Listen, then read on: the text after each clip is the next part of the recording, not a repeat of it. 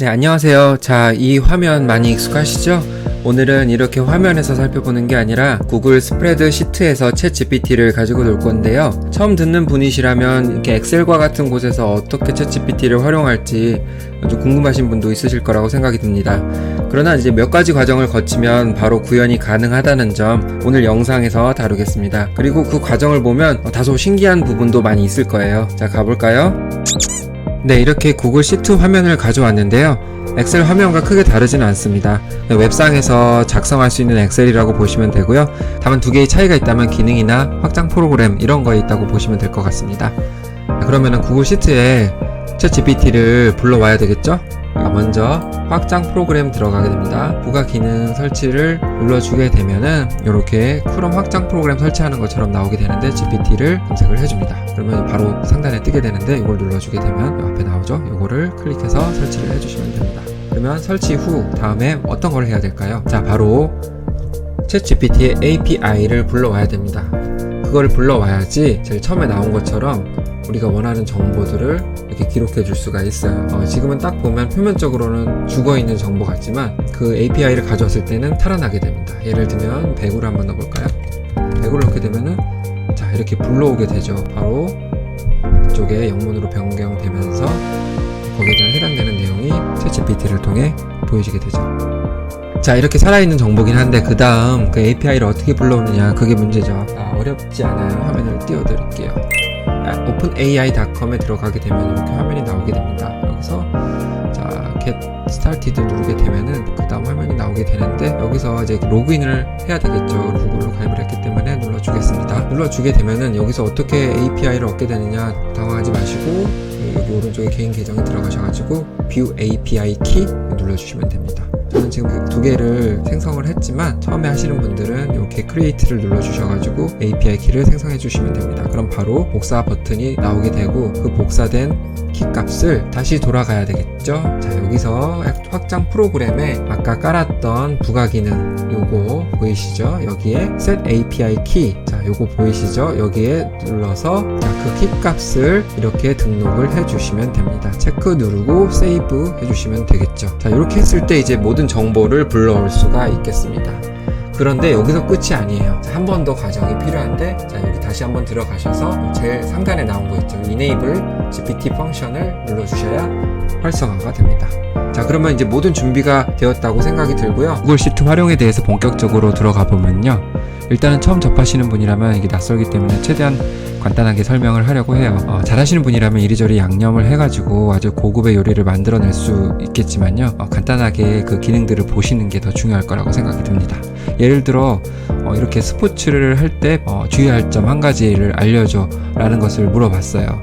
이거 뭐 챗 GPT 상에서 물어볼 수도 있지만 각각의 스포츠 대상에 대해서 이렇게 일괄적으로 정리를 하고자 할 때 구글 시트를 사용하게 되는데요. 구성을 보면은 맨 상단에 있는 문장은 궁금한 문장을 적어주고 그 다음에 여기 같은 경우는 타깃이 되는 대상을 적어주면 되는 거죠. 이거는 개인이 어떻게 꾸미느냐에 따라서 다른 거기 때문에 어느 열에 뭐가 들어가고 정해진 건 없어요. 우리가 챗 GPT를 이용할 수 있다는 것을 보여드리기 위한 것이기 때문에 참고를 해주시면 좋겠습니다. 다시 말씀드리면 여기는 궁금한 걸 적고 어떤 대상에 대해서 결과물을 지열해서 네가 보여주게 되는 거죠. 그럼 한번 바꿔볼까요? 예를 들어 이런 식으로 궁금한 문장들을 한번 바꿔주게 됩니다. 그럼 한 번에 이렇게 바뀌는 것을 볼 수가 있겠죠. 이렇게 보게 되면 굉장히 유용한 툴인 걸 알 수가 있어요. 구글 함수를 이용해서 양질의 결과물들을 얻을 수 있다고 생각이 들어요. 이렇게 해서 열 숨기기 해제를 하게 되면 이렇게 숨겨진 정보들이 있어요. 어떻게 해서 이렇게 챗 GPT 결과물이 나오게 됐느냐, C열과 A의 문장을 합해서 질문할 것들을 이렇게 정렬을 해줍니다. 다 다르죠. 앞에 대상이 다르기 때문에 이거를 다음에는 영어로 해석을 하게 되고 이 완성된 문장을 가지고 챗 GPT한테 물어보게 되는 겁니다. 결국 챗 GPT는 이렇게 알려주게 되고 한글로 번역을 해서 표기를 하게 되는 것이죠. 어떻게 생각하세요? 되게 간단하죠? 다음에 설명할 거는 블로그 자동화를 위한 시트인데 유튜브에 일잘러 장PM 분이라는 분이 만드신 시트예요. 굉장히 잘 만들었기 때문에 제가 어떻게 변형을 해서 보여드리는 게 오히려 더 안 좋을 수가 있어요. 여기 보면은 이렇게 뭐 친절하게 혹은 뭐 공손하게 뭐 관련해가지고 이 어투대로 문장을 좀 바꿔서 보여줘라 이렇게 명령을 하고 싶었었는데 이런 명령어가 저한테 좀 어렵기 때문에 공부를 좀 더 해서 완성하게 되면 보여드릴 수 있도록 하겠습니다. 다만 여기서 설명을 드릴 수 있는 부분은 처음부터 한번 가볼게요. 먼저 블로그 주제를 이렇게 잡게 되고, 우리가 쓸 것들은 많잖아요. 일단 2가지 정도만 이렇게 한번 해보고 쭉쭉쭉쭉 해서 주제별로 정리를 하게 되면 한 번에 결과물을 확인해 볼 수가 있겠죠. 자동으로 쫘라락 써주게 되는 겁니다. 우리는 이걸 가지고 바로 포스팅에 활용해 볼 수가 있겠고요. 앞전 영상에서는 포스팅할 때 주의해야 될 점 이런 것들을 살펴봤기 때문에 영상을 다시 한번 참고해 주시면 좋을 것 같고요. 챗GPT가 포스팅을 작성을 해줬습니다. 보충 설명을 해드리면은 B2 같은 경우는 주제가 되는 거죠. 주제에 대해서 써달라는 말이니까 이해할 수 있겠고, 그 다음에 1 같은 경우는 요걸 한번 보여드리면 좋을 것 같아요. 네, 오픈AI 홈페이지 들어가 보면은 2가지만 한번 확인해 보겠습니다. 템퍼러처 해가지고 0부터 1까지의 범위를 가지는 수치가 있고요. 그 다음에 탑P라고 해서 이것도 역시 0에서 1까지의 범위를 가지는 수치가 있어요. 앞에 거 요거는 글을 얼마나 더 무작위하게 생성해 줄 것인가, 그런 거를 나타내는 척도가 되는 것이고요. 높을수록 더 무작위성이 높아진다고 보면 됩니다. 탑피 같은 경우는 글의 다양성과 관련되어 있는 척도라고 보시면 되고요. 에 가까워질수록 다양성 있는 글을 생성해 줄 수 있다고 보면 됩니다. 이 수치를 활용한 것이 이 숫자에서 요 2가지에 해당되는 척도입니다. 내 마음대로 0.7로 바꿔도 되고 0.5로 바꿔도 되고 본인의 기호대로 바꾸시면 될 것 같습니다. 아직은 생성해낼 수 있는 수준이 4000 토큰이기 때문에 4000 토큰의 한계를 가지고 글을 만들어 줄 수가 있어요. 한글로 했을 경우는 더 많은 토큰을 잡고 들어가요. 그래서 더 양이 적어지게 됩니다. 그래서 영어로 검색을 해야 되는 이유도 있고요.